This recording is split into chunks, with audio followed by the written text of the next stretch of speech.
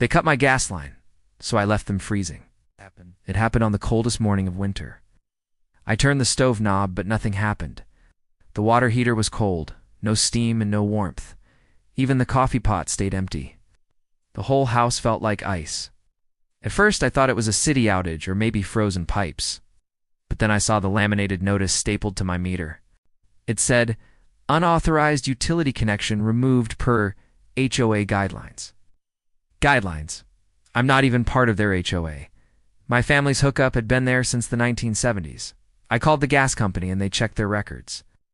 They told me my line was valid and legal, but someone from the HOA board had reported it as illegal and demanded it be cut. No hearing, no paperwork, just arrogance.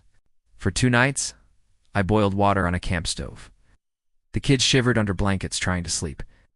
When I called the HOA president, he laughed and said, "If you want heat, join our system. That's policy." Fine.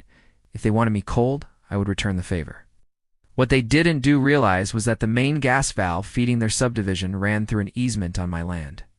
It was a relic from when the county first routed the line decades ago.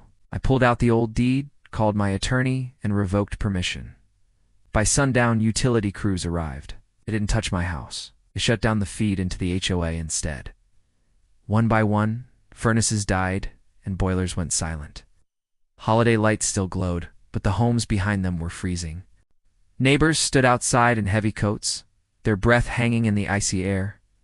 Meanwhile, my house stayed warm. I had installed a propane backup years ago. The kids took hot baths.